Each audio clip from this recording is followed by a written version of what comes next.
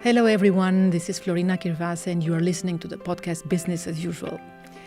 Today I would like to introduce you my first guest. His name is Rodney Hailwood. Rodney is a legend. The way he talks, the way he tells the stories, the way he went through his life is unique. Certainly is unique because it's his. But the way he is able to share this with us is also unique. I can't have enough. I do like the way Rodney has kept the spirit of adventure after more than 50 years in the business. Listen to some evergreen insights. Listen to some sides of vulnerable, like only a real gentleman can be. And take some notes if you want. And have fun. It's full of joy. Thank you very much, Rodney, for accepting the invitation to be the first guest to this podcast called Business as Usual. And as we were saying offline, the good question would be, how shall we begin? Indeed, it is a thought that has played on my mind for a few hours. Every story has a beginning and it also has an end. But first, I just sort of want to say a little bit about what made the man. You know, that is the start. Where did it all begin? And I can think back to the days when the formation of my shall I say, character probably started when I was about 15 years old, when my elder brother arrived at the school where I was being educated, and he said, "I'd like to speak to my younger brother, and then the youngest brother." And he said, "Unfortunately, I have some sad news, just to tell them that their father died yesterday." At the time, as a 15-year-old, you don't take that in. It's just somebody else who died. My father was a minister. He was a Methodist minister. He was a missionary in China. He was a very clever man. In fact. And you got this news as you were at home, at the school. At school, yes. And there were this is the story of my father. Oh, wow, a dedicated man. A dedicated man. He was a missionary, and he was a lecturer at Hankow University as well. And that was sort of the beginning for me, when I found out that he died. And at 15, you don't really know your father. You're just a youngster who has to get on with playing and doing things like that.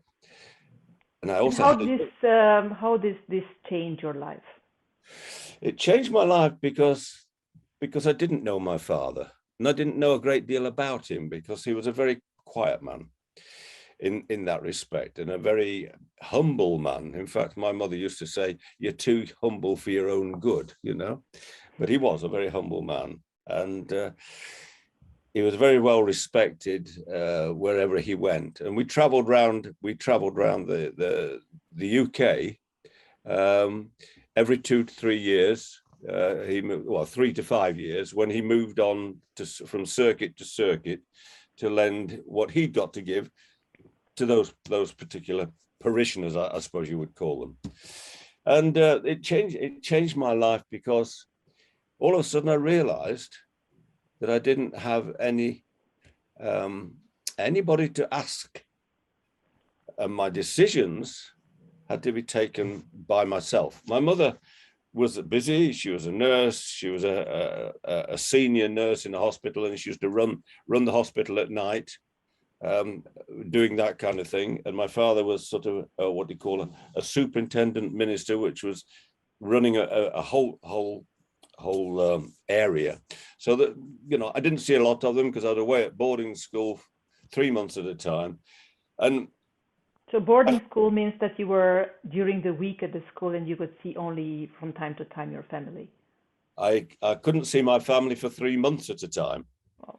And sometimes even that was something which didn't happen, So I used to then be taken home by other people, taken to their houses, like a holiday for me, half term, something like that. So I used to then go to a variety of people, farmers, bankers, with their own family. And what have you learned from there? I learned about people, different people, their different ways. There was one particular fellow who was a Jewish gentleman, and he was actually a moneylender. Oh. And the conversations that we used to have, I remember Herman very well.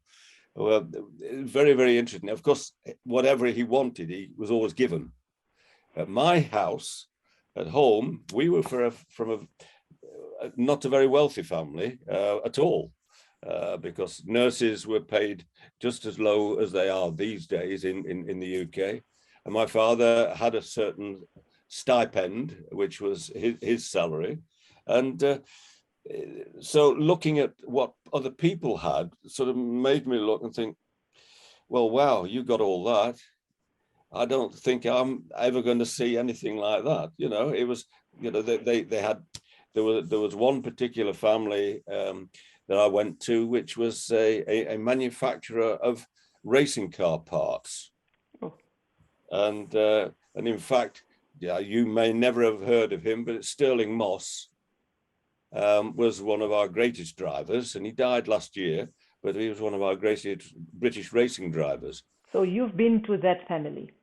I went to the family that helped make the parts for his car. And what have you learned there? What have I learned there? I learned that there were differences the way people lived, really, where money was, what people did with their money, and how they used it, and how they treated their children with it, and how their children actually used that. So it was a learning curve for me, certainly.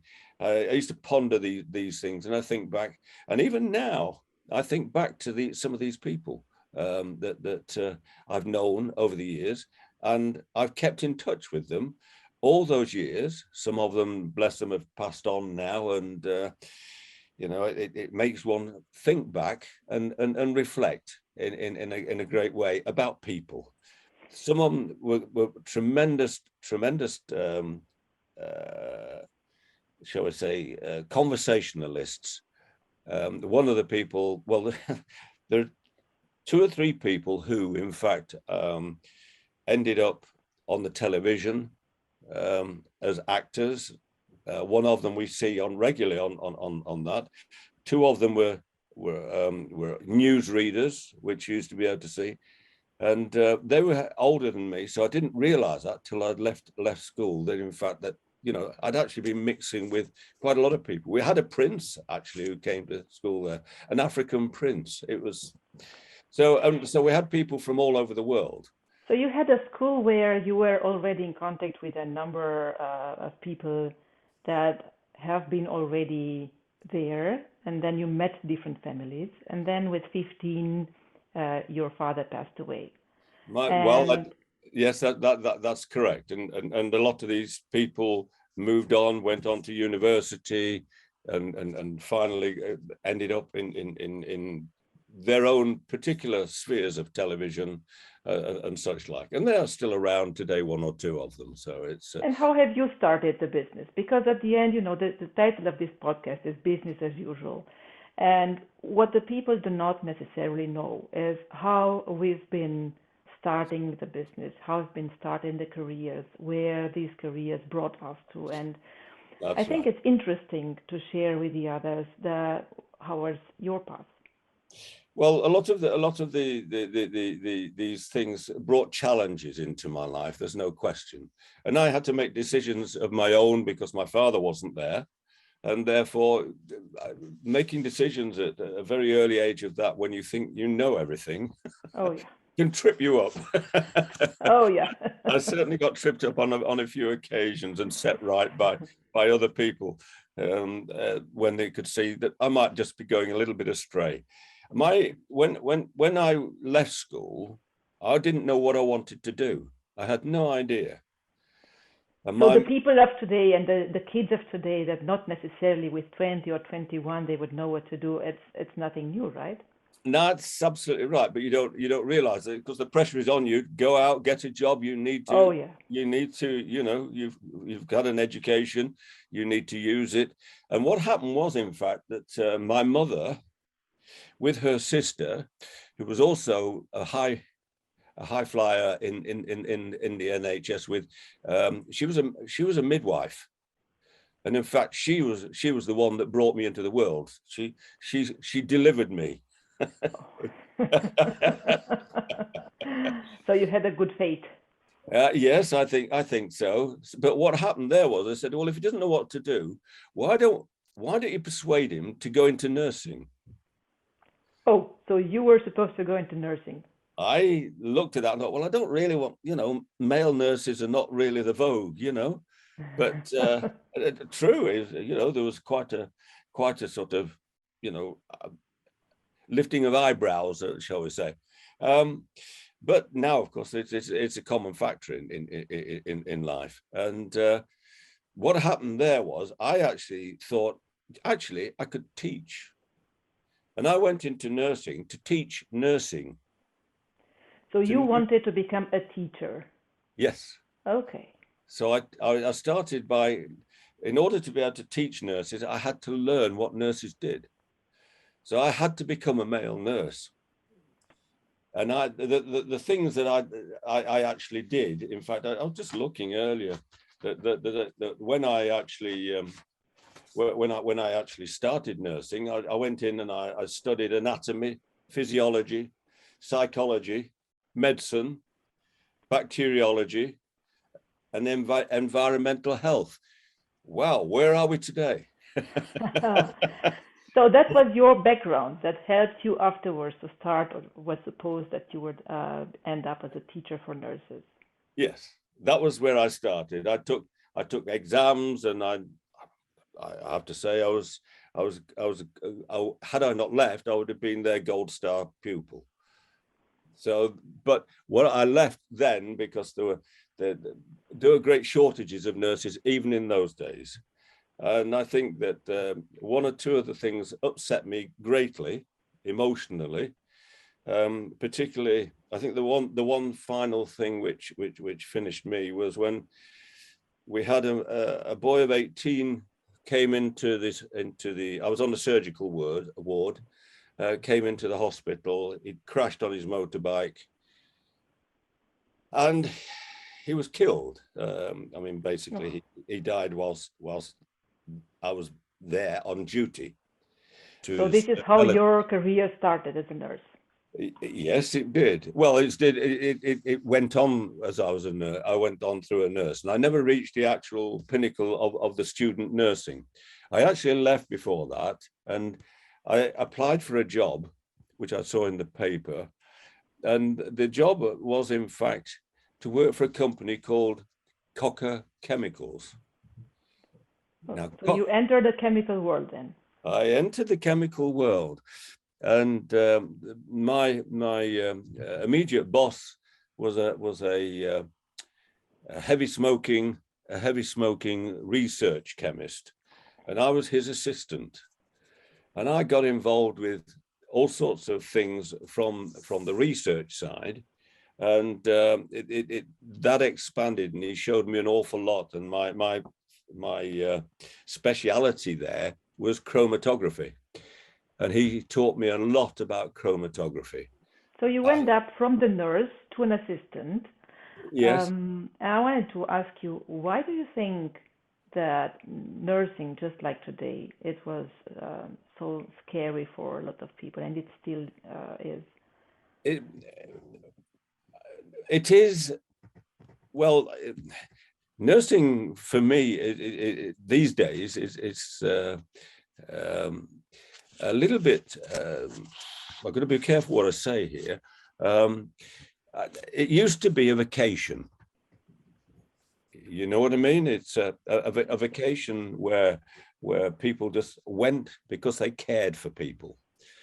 it wasn't about money, more money, and everything else. It was something they had to do with their lives. And we have so much of our industry so much of our nursing population these days. They are great carers. We have carers for the homes as well. People who just want to give their time and so forth and nurse people back to health and look after them. And yes, I was always taught to be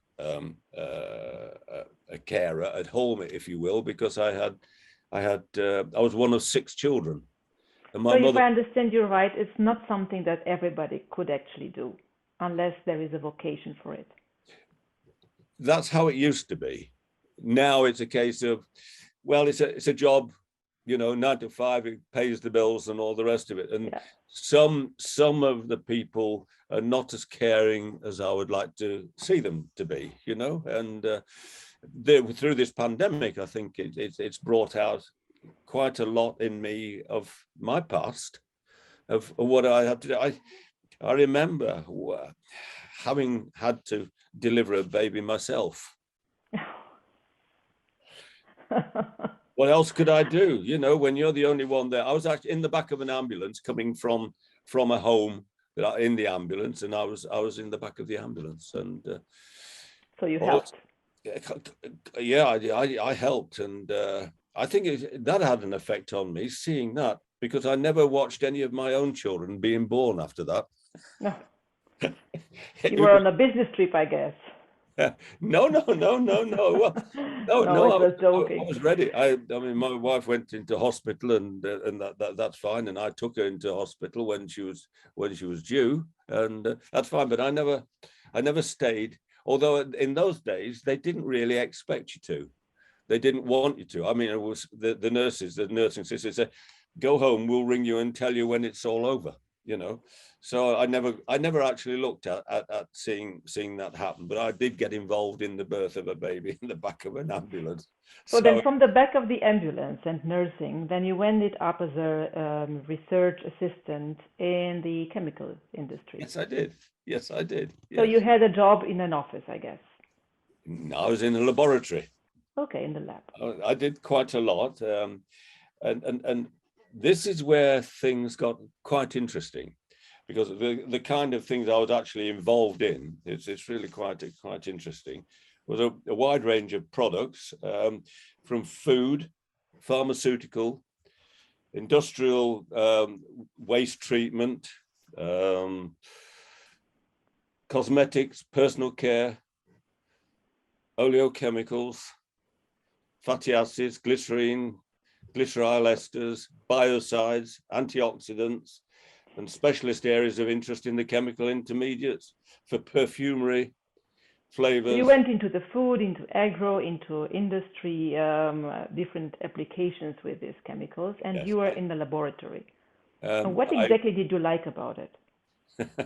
well, actually, it happened one day that I was actually in the laboratories, and I was one of those people who like to dress reasonably well when I went to work, and I was stood there in the laboratory with my white coat on, and one of the directors walked in and said, "Is the laboratory clean? We've got a very important visitor." And it was quite interesting. I was stood there at the bench, waiting for this gentleman to come in. I had no idea who it was. And he opened the door, and the door was opened for him by Dr. William Cocker, who was the son of the owner of the company Cocker Chemicals. And the owner was a chap called Sir William Cocker. Sir William Cocker, they did all the DDT when it was around and when it was allowed for during the war for the uniforms, to stop malaria, to stop the tsetse flies and all the rest of it from spreading it. And we used to produce DDT. Well, I was stood there, I think, and the door opened, and this gentleman walked in, and he stopped, and he looked at me, and I looked at him. I said, "You're not supposed to be in here." I said, "We've got a very important visitor arriving." And he just grinned at me. He said, "Rodney, I haven't seen you for years." He'd been to school with me. Oh, He it was an old mate of you. It was an old school pal of mine, yes. And he had reached the heady heights of a company called Distillers. And Distillers was owned by BP. That's a small world. It's a very small. And he walked straight past all his hosts, and he walked and he stood next to me at the bench. And we chatted, and he said, "Are you coming into the meeting?" And I thought, diplomacy is required here because I'm not high enough to be in this kind of meeting, you know. And I just said, no, I've got plenty on. I'm sorry, Bill, you know. He says, "Well, are you going to come and join us for lunch?" And I looked up and I could see Dr. Cocker going. And I said, no. I'll see you when you're leaving. I've got something I'm on with at the moment. And he looked at So you were still in the laboratory at that time as a function, and you were not supposed and allowed to be in other meetings that were probably negotiation skills required. That's right. What brought you the lab afterwards? Because I have the feeling that this is not the end of the story. No, it isn't. Because when that had happened, Sir William came to see me outside and said, "I'd like to chat. Would you like to come to the office?" And I said, "Yes, certainly." He had to. He owned the company, you know. And I went along to the office, and I sat down with him for a very brief time. And he said, "You shouldn't be in this laboratory. If you know that gentleman, what's your background and school? Where did you go to school?" And then he did a little bit of his own work, and he just sort of said to me, well, he asked then his son, Dr. Cocker, plus the other directors, "I think we ought to try and bring him out onto the road. He seems to know a lot of people, and it's the kind of people we want to be talking to." And that was really the start of when I came and out onto the road as a. So you went, when you mean on the road, Rodney, it means that you went out of the laboratory and you entered into selling. Into selling. Okay, so you've become a sales manager. I became a salesman. The funny part of it was I was interviewed by all of them in an office. And then Dr. Cocker said to me, he said, "So when do you think you'll be able to start?" I said, "Well, I'm working with this project at the moment." And it was related actually to what this other gentleman had been talking to them about anyway. So what happened there was, in fact, then they said, "Would you like to go out on the road? Would you like to be a representative for us?" I said, "Yes, indeed." Because my attitude is, if an opportunity is presented, you go for it. You jump on it, yeah. You know, you don't know where it's going to take you, where it's going to lead at all. So what? And let's stop a while because I would like to ask you one thing. From the nurse in the back of the ambulance, and then with the thought of becoming a teacher, and then you went into laboratory, and now we just started this sales rep, sales manager. What is that value that helped you all within the years of school, when you lost your father, when you entered the career up to this sales manager? Oh, now that's a little bit of a difficult question, because I knew that I had to work. I knew I had to bring money into the household because my mother needed. Well, she didn't have the money to sort of to pay for a lot of things, and all my other brothers were tending to leave the home because of the university and their training and such like. So what was the driver? The driver, I think, was really to go and have a job, which I wanted to do. I didn't want to just do anything for the sake of it. I wanted to find my way. I wanted to find myself. And the only way you can do that is to take opportunities and look at these opportunities, because, as I say, you never know where the opportunities are going to take you. And that's so you were open enough to go and look at least at the opportunities, even if you didn't know at that point of time what this would bring to you. No, I didn't. I had no idea what it was doing is strengthening my character, because I was at that point, I think, person who had to make his own decisions. I couldn't live at home forever. I had to get out in the world, and at that point, it was quite interesting that I was thinking about getting married, and I needed money to get married. So there was a motivation to earn money. And so there was an external motivation, which is money, and which is a good external motivation normally. And you had an internal motivation of defining with yourself what you would like to do afterwards. Yes, I think one thing led to another. I think the way I sort of behaved in each job seemed to, I never liked the word failure. I never wanted to fail at anything. Why? Why? Because I thought I was better than that. Failure just didn't sit with me very often. It doesn't these days. Never does. Because there are things I had to learn about myself. I've always been, as I grew up and matured a bit, I tended to do a lot of self-analysis, because who else was going to do it? As I say, to fail, I always, well, if I failed, I didn't like it. And I had a few failures, there's no question of that. But you didn't give too much chance to failure, right? I don't give anything for failure, because I then look at it and say, well, why did it fail? Was it me? Was it what I was doing? Was it doomed to failure because of what was going to happen? What I was trying to do? Was it ever going to succeed? But unless I tried, I didn't know. And I've always had this sort of thing, well, and the people hear me say, we don't have problems, we just have solutions. Yeah, this sounds like a cliche. Yeah. It is a cliche, but I've got a lot of cliches, which I still use. I still use, because, when people used to say, well, something my granny used to say, this always comes out, Granny used to say this and Granny used to say that. And these days, and you look back and say, she was right. She was right. And so tell me one thing that your granny used to say and is still right.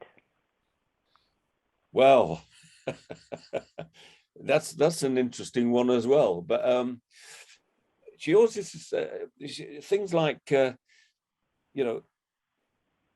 if you don't trust people, they'll never trust you. It's like having a dog. The dog has to trust you implicitly if you're going to train. And I train dogs, and I train them to a whistle, and they respond. And I have a dog which is now coming up to 11 years old, and she's the light of my life, really. With the children gone, she's a wonderful dog, and her behavior is brilliant. And I picked her up when I retired, actually, first time, and 8 weeks old, and I've had her with me ever since.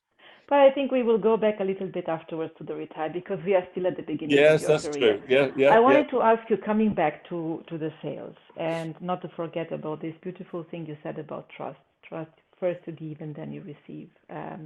It's when you started and entered in the sales, how many years have you been there staying afterwards? In sales? Yeah. I started sales in 1967.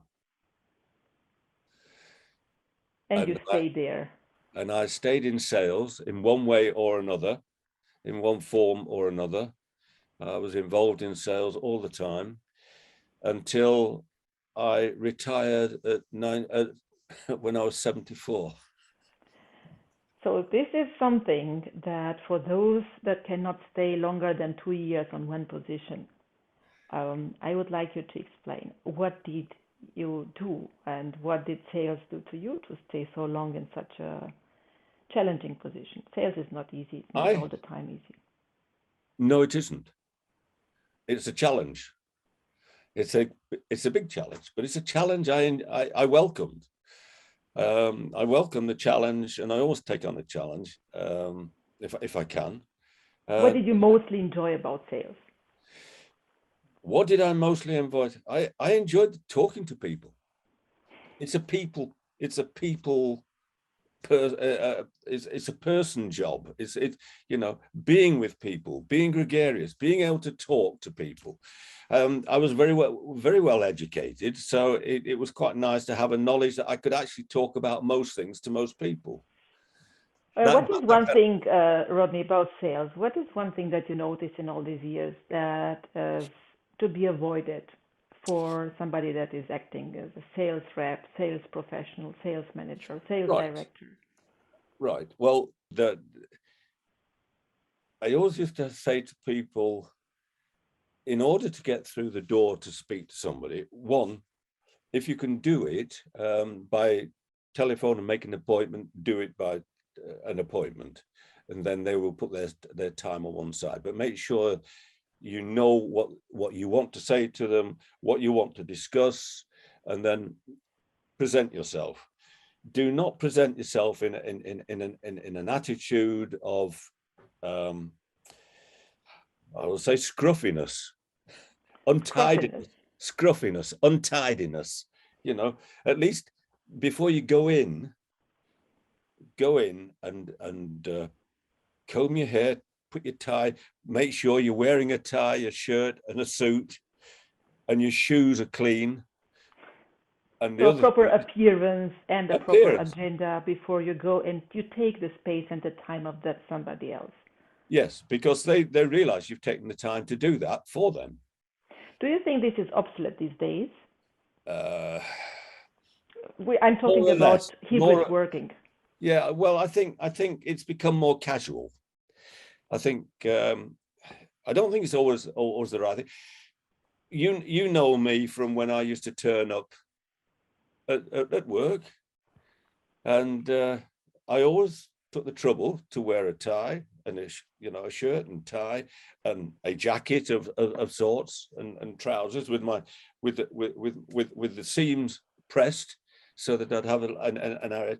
But the other thing was, of course, always learnt when I clean my shoes, don't forget the back. Because there's nothing worse than walking behind somebody and you say, he's cleaned his shoes, but he's forgotten something. He's forgotten the bit at the back. And that forgetting something is a detail. And this is part of the business as usual, certainly. All the details count. Details do count. And the next detail is that when you go in and present yourself, the first person you're ever likely to see is the receptionist. And in my early days, there was never a male receptionist. It was always a female receptionist. Now, yeah, this is changing these days. And same thing, we sometimes have, like we have now, this podcast registered on virtual. So we don't necessarily meet the customers face to face anymore. It's all the time via screen. Yes, and I find that a little bit difficult because I don't think you can. I mean, it's funny. I'm sitting here looking at you at the moment. Yeah, you've got a lovely smile on your face, but when you start talking to me, your face changes and it becomes more serious. It's something which it has changed, but it's almost like it's lost its 3 dimension. It's almost a 2-dimensional presentation, if you will. And I think once you get to the two-dimensional presentation aspect, you lose quite a lot of the body language.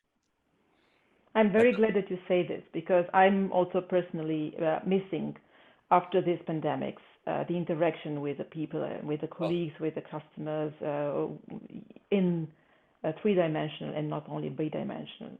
And I do believe that this hybrid way of work is effective as long as it's a combination between this virtual and face-to-face meetings. Because we people need to be with each other, because then even the synapses are working definitely better we connect in a different way. And as you said, that there is the body language that speaks to 60%, probably even more, and only then comes the language.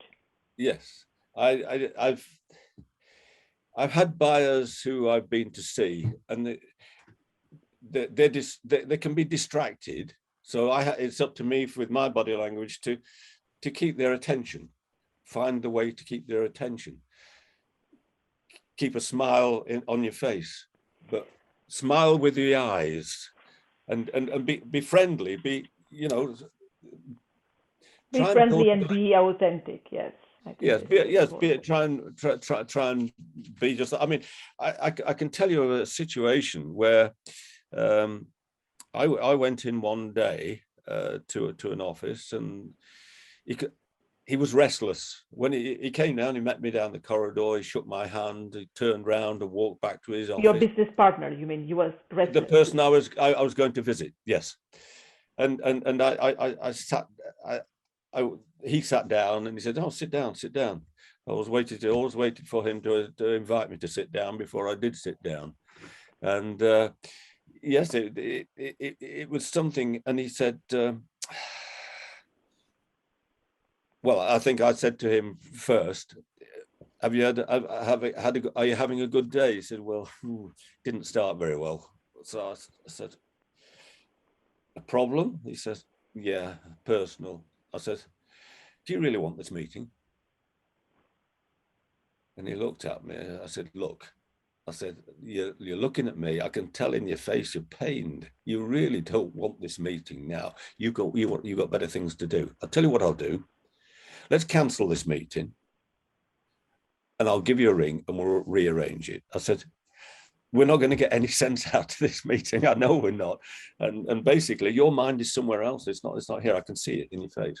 And it was his body language. And he says, do you mind, Rodney? I said, no, of course I don't. Of course I don't. I want your full attention when I've got you in front of me. Yeah. And I think we all want full attention from the other partner of conversation and of business as what it counts. But I'd looked at him and I'd realized something was not right. I didn't ask him what it was. There was something going on in his life that it was taking his. But I sense this is everything thanks to your awareness, like yes. being in the present, in the moment, yes. into that particular present moment. Yeah. So that's basically the way that when you present yourself, you're also looking for all the signs of is this the right place to be? Is he comfortable? Am I comfortable? What is it? Where are we going to go? And where do I start? Because if he's like that, then there's no meeting. And it worked. It worked. And when I rang him later, I actually rang him later and I said, "Are you okay now?" And he said, "Yeah, I am sorry." He says, so you did a follow-up of the business meeting. Oh, yeah, I did. Yeah. I followed up. I followed up, not the business, but how he was feeling. Yeah. But let me ask you one thing, Rodney. What is the most difficult thing in the sales field?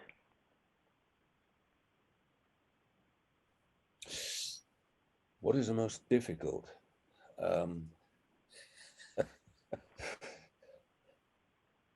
Having a colleague who is your boss, who expects too much.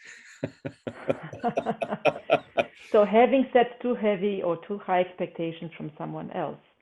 Yes, I set my own expectations but I also explain what my expectations are if I'm having a meeting with my manager. I think that is it, and the manager has to be handled very well as well, as far as I'm concerned, because if he doesn't understand, then tell him what the problem is, because at the end of the day, I'm not going to fail. If the failure is because the situation is not right, I will say so. I'll say, no, that can't happen. So a clear explanation is helping both sides to leverage the expectations, both from the management and from the individual side. It could well be about time. The rush. Somebody, the manager is rushing to get his budgets sorted and filled out and what have you. And I'll say, there isn't the time. You're not going to get that result yet. You'll just have to wait for it. So put it in your back pocket and wait. It's one of those things. But I'm not afraid of actually saying that to my peers. And if I think they're wrong, I'm quite happy to say so. Have to have So it's interesting because you see, you've been there a long time in the business, right? And as we were saying before we started recording, you said more than 50 years in the business field, which is impressive. And when I'm listening to you, I understand that there are certain things in the business life that never change, that we can really call business as usual. Whether you talk about budget, you talk about the awareness in the moment, you talk about leveraging the expectations and the proper communication. Yes, and communicate. And after these 50 years, what I wanted to ask, because you are now retired, and I wanted to ask what stays, what you brought from the business into your retirement. What I brought from the business, you have to trust people. That's you've got to accept. You've got to listen. Listening is a great part. Not all the time, sort of like this from yourself. The number of times I've seen people with spiels that they just deliver. That's what they were taught in their sales. This is it. This is it. That's fine. To me, that's just a structure you work round, but you have a personality of your own. You have to bring your own personality, your own emotion to things, and not be afraid to show them either. I think it's the right thing to do. But you are one of the most authentic people I know. So I think this is something that you cannot take it out because it's part of your character. And I am pretty sure it served you in all the situations, in business and in private life. Yes, I like to think that my private life is very much very much the same as my business life. I always loved the business. You've got to let youth have its way. You've got to encourage them and say, yeah, okay, I think, yeah, tell you what, try that and see how it works. And if it doesn't, think about it as to why. I can probably tell you why, but you go and do it.